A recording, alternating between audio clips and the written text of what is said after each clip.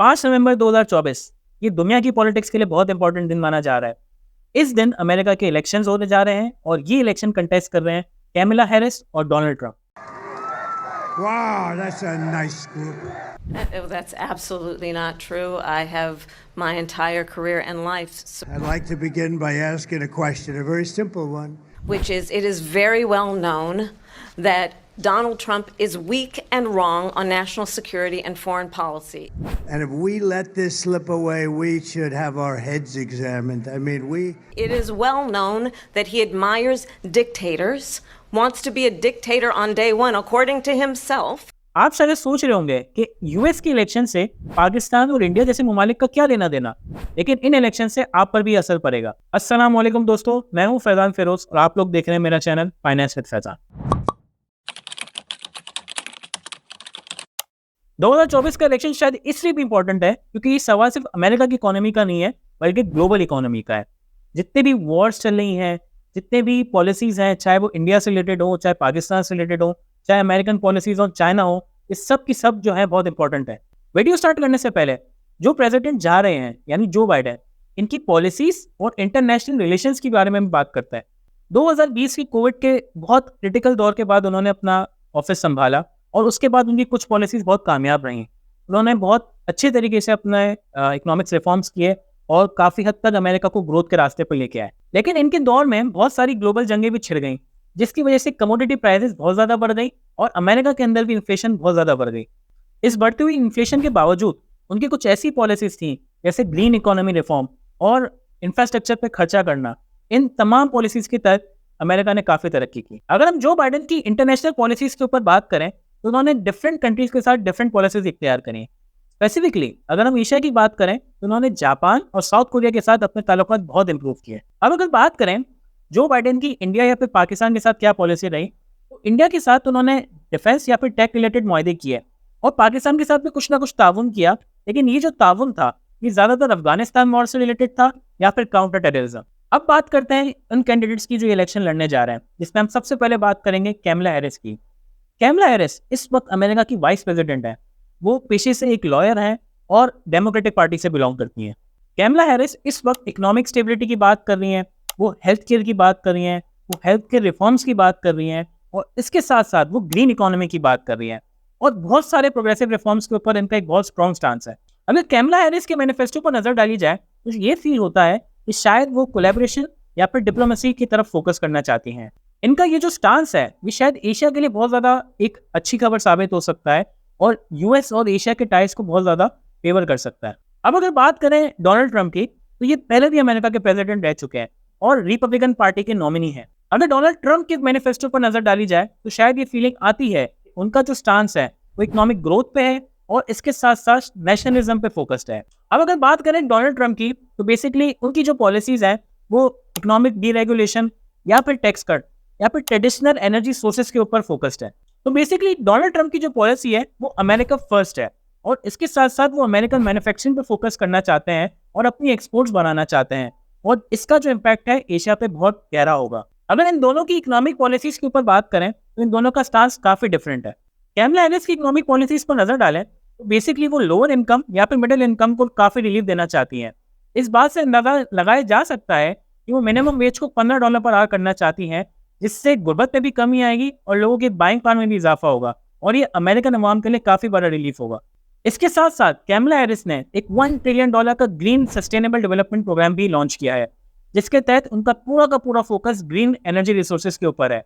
ये जो है खित्ते में नए पार्टनर्स को जन्म देगी और एशिया के लिए बहुत इंपॉर्टेंट साबित हो सकती है। अब आखिरकार ये ग्रीन इन्वेस्टमेंट प्रपोजल है क्या, मैं आपको समझाता हूँ। यानी कैमला हैरिस ये प्रपोज कर रही है कि 2050 तक अमेरिका जीरो नेट एमिशन में शामिल हो जाए। इसका ये मतलब है कि किसी भी किस्म की कार्बन एमिशन ना हो और ये एक बहुत बड़ा चैलेंज है और इसीलिए इसके लिए 3 मैसिव इन्वेस्टमेंट रिक्वायर्ड है। यानी जितनी भी रिन्यूएबल एनर्जी सोर्सेज हो सकती हैं जैसे सोलर हो या फिर विंड एनर्जी हो, इन सब की सब में भारी इन्वेस्टमेंट आएगी और यहाँ पर एशिया का रोल बहुत ज़्यादा बढ़ जाएगा। कैमला हैरिस की इकोनॉमिक पॉलिसीज में एक बहुत इंपॉर्टेंट पॉलिसी इनका कॉर्पोरेट टैक्स भी है। इस कॉर्पोरेट टैक्स के तहत वो बेसिकली कॉर्पोरेट्स के ऊपर 28% टैक्स लगाना चाहती हैं। इनका ये मानना है और इनका ये बिलीफ है कि इस टैक्स के थ्रू वो काफ़ी ज़्यादा सोशल प्रोग्राम्स को फंड कर सकेंगी और एक इकोनॉमिक इक्वलिटी बना सकेंगी। तो अगर आप बात करें डोनाल्ड ट्रंप की इकोनॉमिक पॉलिसीज की तो ऐसा नजर आता है कि उनकी पॉलिसीज जो है कॉर्पोरेट को बहुत ज्यादा फोकस करती हैं। वो टैक्स कट की बात कर रहे हैं और किसी न किसी तरीके से इन्वेस्टमेंट लाने की बात कर रहे हैं जो कि कॉर्पोरेट सेक्टर को मजीद बूस्ट करेगा। डोनाल्ड ट्रंप ने एक बहुत ब्रेव प्रॉमिस ये भी किया है कि वो मजीद टैक्स कट लाने की कोशिश करेंगे और कुछ ऐसी पॉलिसीज भी बनाएंगे जिसके तहत अमेरिकन बिजनेस को फायदा हो। डोनाल्ड ट्रंप का प्लान है कि कॉर्पोरेट टैक्सेस को कम किया जाए और कॉर्पोरेट टैक्सेस के साथ साथ इंडिविजुअल टैक्स को भी कम किया जाए। इससे वो प्रपोज कर रहे हैं कि एक शॉर्ट टर्म ग्रोथ हो सकती है। काफी सारे एनालिस्ट की ये प्रेडिक्शन है कि ये जो पॉलिसी है फिस्कल डेफिसिट को बढ़ा सकती है, जिसकी वजह से अमेरिकन बॉन्ड्स के ऊपर फर्क पड़ सकता है। इसके ऊपर हम एक जल्द नई वीडियो बनाएंगे। डोनाल्ड ट्रंप की पॉलिसीज को देखकर लगता है कि वो ग्रीन एनर्जी पे कुछ ज्यादा इंटरेस्ट नहीं लगते, बल्कि पुराने ही फॉसिल फ्यूल्स वगैरह को प्रमोट करना चाहते हैं। डोनाल्ड ट्रंप बेसिकली ड्रिलिंग और कोल माइनिंग को प्रमोट करना चाहते हैं और इसके पीछे से उनका एक ही मकसद है कि किसी तरीके से अमेरिका को एनर्जी इंडिपेंडेंट बना दिया जाए। और इस एनर्जी इंडिपेंडेंट बनाने से एशिया के ऊपर या ऑल एक्सपोर्टिंग कंट्रीज के ऊपर काफी ज्यादा असर पड़ेगा। अब अगर बात करें दोनों की फॉरेन पॉलिसी और स्टांस ऑन वॉर्स के ऊपर, तो हमें ये देखने को मिलता है कि कैमला हैरिस का जो स्टांस है वो कोलैबोरेटिव है और एक डिप्लोमेटिक अप्रोच के ऊपर बेस्ड है। वो बेसिकली चाहती हैं कि नेटो और एलाइज के साथ मिलकर वॉर या फिर वॉर से होने वाले नुकसान को कम करें। कैमला हैरिस का ये स्टांस है कि जितनी भी वॉर्स हो रही हैं, जैसे कि रशियन यूक्रेन वॉर की हम बात करें या फिर इजराइल पैलेस्टीन वॉर की हम बात करें, इन सब के तहत आपकी जो ऑयल प्राइसेस हैं वो बहुत ज्यादा शूट अप कर गई हैं, जिसके तहत डेवलपिंग कंट्रीज के ऊपर बोझ बहुत ज्यादा बढ़ चुका है। तो कैमला हैरिस बेसिकली वॉर्स का कोई डिप्लोमेटिक सोल्यूशन चाहती हैं जिसके तहत डेवलपिंग कंट्रीज के ऊपर बोझ कम हो सके। इसके साथ साथ कैमला हैरिस अफगानिस्तान विड्रॉल और डिफेंस बजट रीस्ट्रक्चरिंग पे काफी ज्यादा फोकस्ड है। उनका ये मानना है कि ये जो पैसा है अवाम का वो अवाम पे लगना चाहिए। कैमला हैरिस का ये मानना है कि हर $100 बिलियन जो अमेरिका वॉर्स पे खर्च करता है वो ना सिर्फ लोकल बल्कि ग्लोबल इकोनॉमिक कंडीशन के ऊपर काफी असर रखता है। इसीलिए वो स्मार्ट स्पेंडिंग पर यकीन रखती हैं और डायरेक्ट कॉन्फ्लिक्ट से निकलना चाहती हैं। अब अगर बात करें डोनाल्ड ट्रंप की फॉरेन पॉलिसी या फिर स्टांस ऑन वॉर की, वो सबसे पहला जो इकदाम करना चाह रहे हैं वो अपने डिफेंस बजट को या तो मेंटेन करना चाह रहे हैं या फिर उसको बढ़ाना चाह रहे हैं। डोनाल्ड ट्रंप ने अपने पिछले टेन्योर में अमेरिका का $738 बिलियन का डिफेंस बजट पास किया था और वो ये चाहते हैं कि अमेरिका का मिलिट्री और डिफेंस मजीद स्ट्रॉन्ग हो जाए। इस पॉलिसी के तहत अमेरिका का मिलिट्री इन्फ्लुएंस भी बढ़ सकता है और इसके साथ साथ जो वर्ल्ड ट्रेड गुड्स हैं इनके अंदर भी इम्पैक्ट क्रिएट हो सकता है और ये इकोनॉमिक स्टेबिलिटी को भी असरअंदाज कर सकती है। तो अगर हम बात करें डोनाल्ड ट्रंप के वॉर के ऊपर स्टांस की, बेसिकली वो भी नीडलेस वॉर्स को पसंद नहीं करते, वो भी इन वॉर से निकलना चाहते हैं। लेकिन इसके साथ साथ डोनाल्ड ट्रंप ये चाहते हैं कि अमेरिका अपनी प्रेजेंस एनर्जी रिच रीजन्स के अंदर बनाए रखे। इससे वो ग्लोबल इकोनॉमिक या ग्लोबल ऑयल मार्केट्स को अपना कंट्रोल में रखना चाहते हैं। डोनाल्ड ट्रंप का ये मानना है कि जितने भी रीजनल कॉन्फ्लिक्ट्स या फिर वॉर हो, यूएसए उसमें तभी एंट्री ले जब इसका कोई ना कोई इकोनॉमिक गेन या फिर स्ट्रेटेजिक बेनिफिट हो। इन सारी वजूहत की बुनियाद पर हम तभी कह रहे हैं कि ये जो इलेक्शंस हैं ना सिर्फ पॉलिटिकल हैं बल्कि इकोनॉमिकली भी बहुत ज्यादा इंपॉर्टेंट है। अब ये इलेक्शन इंडिया या फिर पाकिस्तान या फिर चाइना को किस तरीके से असरअंदाज कर सकते हैं, इसके लिए हम थोड़ी सी एक समरी पेश करते हैं। तो अगर हम बात करें कैमला हैरिस की पॉलिसीज के ऊपर, तो हमने देखा वो कैसे डिप्लोमेसी या फिर कोलैबोरेशन पे बेस्ड थी। इसका सीधा सीधा फायदा पाकिस्तान को हो सकता है क्योंकि पाकिस्तान भी ग्रीन एनर्जी या रिन्यूएबल एनर्जी के ऊपर फोकस्ड है और पाकिस्तान भी इस तरीके की एनर्जी के अंदर एड चाहता है। इसके साथ साथ ये भी उम्मीद लगाई जा सकती है कि कैमला हैरिस और उनकी टीम पाकिस्तान में क्लाइमेट चेंज और इंफ्रास्ट्रक्चर के अंदर भी इन्वेस्टमेंट करे। अब अगर बात करें कैमला हैरिस की इंडियन पॉलिसीज के ऊपर, वो बेसिकली कल्चरल और डिप्लोमेटिक मामला को बढ़ाना चाहती हैं। यही सारी पॉलिसीज हैं जिनके तहत इंडिया और यूएसए में ट्रेड बढ़ सकती है और ये जो ट्रेड बढ़ेगी ये बेसिकली ग्रीन एनर्जी या फिर रिन्यूएबल एनर्जी के फॉर्म में बढ़ेगी।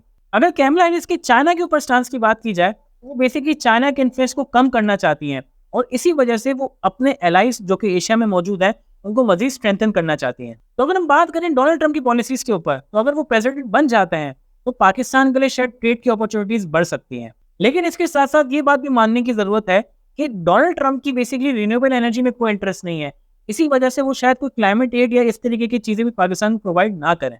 अब अगर बात करें डोनाल्ड ट्रंप की इंडियन पॉलिसीज के ऊपर, तो वो हमेशा से इंडिया के साथ इकोनॉमिक टाइज और एक डिफेंस कोलैबोरेशन चाहते हैं। डोनाल्ड ट्रंप के इस स्टांस से इंडिया के रीजनल इंपॉर्टेंस में मजीद इजाफा होगा और इंडिया के लिए एक अच्छी खबर है। इसी के साथ साथ डोनाल्ड ट्रंप की चाइना के ऊपर पॉलिसीज भी काफी ज्यादा स्ट्रिक्ट है और डोनाल्ड ट्रंप बेसिकली इन्हीं पॉलिसीज के तहत चाइनीज मैन्युफैक्चरिंग मोनोपोली को कम करना चाहता है।